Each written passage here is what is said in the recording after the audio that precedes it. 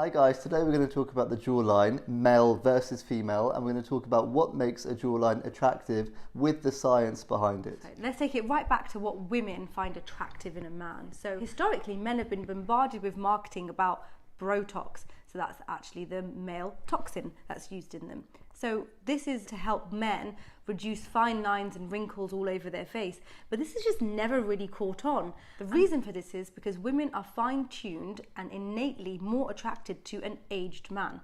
So we did a quick little poll on our social media a few weeks ago where we decided to ask people, do they find David Beckham attractive as the young guy or the slightly more matured guy that he is now? And staggeringly, 99% of you all said the older David Beckham.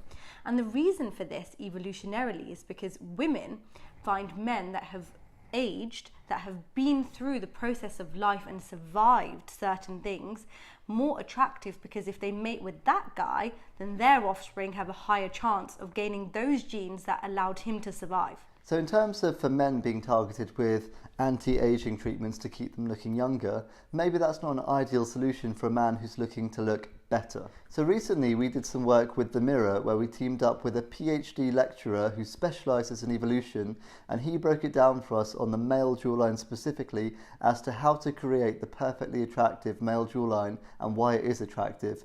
He discusses the link between a male jawline and testosterone, and the link between a better immune system. So with all these facets, it's easy to understand why females are more attracted to a strong male jawline if it's linked in with evolution. There's a link between testosterone, a good immune system, and a strong jawline.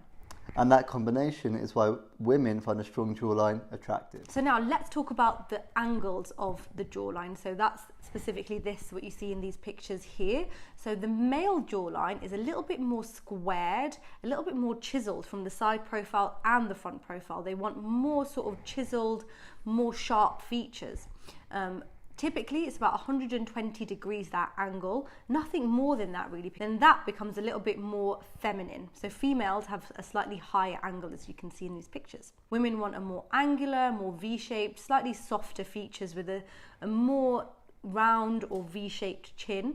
And just more defined jawline as well. But that jawline width should never be wider than, say, the cheeks, whereas in a man, that level can be a lot more equal. However, saying that, some women also prefer to have that strong power woman jawline like Angelina Jolie or Keira Knightley, who actually have quite strong jawlines which mimic features of a male jawline but still look fantastic. So there's not a one size fits all. Compared to other ladies, for example Kendall Jenner or Huda Beauty, who've got more of a slim face with a more chiseled jawline, which is a little bit more angular and feminine. In terms of the product that we use for this treatment, we tend to favour using toxin, RHA4 and Ultra Deep. The reason for this is that the newer the technology, the better it integrates with your own natural tissue, which means that when you're moving, like talking, chewing, etc. with your jaw, it looks a lot more natural and you don't get that typical stuck-on appearance that you might get with some of the older products. Another great thing about these products is that they can actually last for up to 2 years, which is amazing really, isn't it? It's a long time. And also to bear in mind with some of these jawline transformations,